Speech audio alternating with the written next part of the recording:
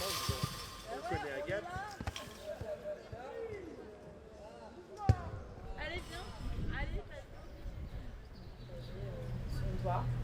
Alors qu'est-ce qu'un jardin partagé? Eh bien, de notre point de vue, c'est plutôt quelque chose qui va être collaboratif, dans le sens où ici, dans cet espace, on n'a pas beaucoup de place, on n'a pas beaucoup de bacs, donc une surface cultivable assez réduite. Et du coup, si on ne travaille pas tous ensemble dans l'objectif de cultiver tous ensemble la même chose, ben ça ne fonctionnera pas. L'historique de l'association Voltaire et la naissance du site de compostage puis du jardin partagé est né au départ d'une volonté d'un conseil de quartier de Lyon 3e. La place Simone Prel qui a été créée, avant c'était un bâtiment qui venait d'être abattu. Et la ville a souhaité donc avoir un city-stade, mais voulait coupler cette activité sportive qui accueillait un public plutôt jeune avec une autre activité complémentaire pour créer une mixité. Donc au sein du conseil de quartier, on a décidé d'ouvrir un site de compostage et à l'issue, on nous a dit mais il faut monter une association. Donc l'association Voltaire est un accident, un bel accident. Et avec Xavier, on a défini des objectifs beaucoup plus larges que le compost pour pouvoir justement l'utiliser pour parler en fait de la nature en ville comme ici dans ce jardin. Pourquoi le jardin en ville c'est important? Parce que c'est un peu donner un espace urbain à tout le monde pour ne pas avoir qu'un espace qui est esthétique et plutôt un espace pour que les gens ils puissent apprendre, ils puissent cultiver et connaître un peu ce que c'est que les légumes de saison. Moi je viens de la campagne et c'est vrai que pour moi c'est naturel les légumes de saison, j'ai toujours eu les légumes du jardin.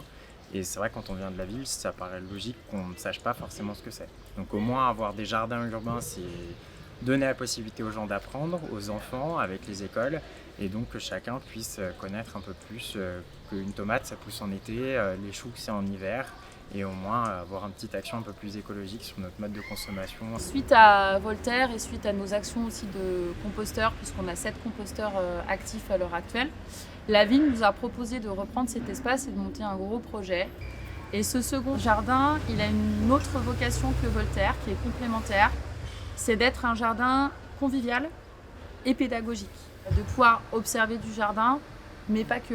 De faire des lectures, de faire des temps de rencontres, d'échanges autour du jardin, autour de la nature ou pas. Qu'on entre à l'intérieur, c'est un peu comme si on était dans une sorte de parenthèse. On oublie un petit peu tout ce qui se passe autour, parce qu'on est quand même dans un milieu très dense, niveau urbain. Et c'est un petit peu ce qui fait un peu la caractéristique de l'espace, de ramener un petit peu de nature en ville. C'est un terme très pompeux, mais c'est vraiment ce qu'on essaye de faire, avec un espace qui était très minéral. C'était des graviers blancs au départ, dans l'espace, il n'y avait vraiment rien. Et d'arriver à lui redonner une fonction, et essayer d'en faire quelque chose qui puisse être utilisé par les gens. Quand nous on est là, les portes sont ouvertes, de façon à ce que chacun puisse se réapproprier un petit peu ce petit coin de nature qu'on essaye de créer en plein cœur de la Part-Dieu. Alors un conseil jardinier, surtout pour les débutants, c'est d'oser. Surtout, en fait, il n'y a pas d'erreur possible dans le jardin. Il faut se lancer en fait et on apprend comme ça en essayant en fait. C'est comme tout, hein, plus on pratique, plus on y arrive. Et il n'y a pas de bêtises dans le jardin. Il n'y a que du plaisir, qu'un moment de détente. Pendant 2 années de suite, j'ai emmené mes élèves à différentes saisons pour observer la nature en ville. Une chose qui nous a beaucoup touchés la dernière année, c'est que les enfants m'ont dit mais ce serait bien qu'on remercie le jardin de nous avoir accueillis. Donc on est allé chercher des galets en bord de Rhône. On a peint des galets qu'on a installés dans les bacs et si on regarde un petit peu encore aujourd'hui, ils y sont toujours.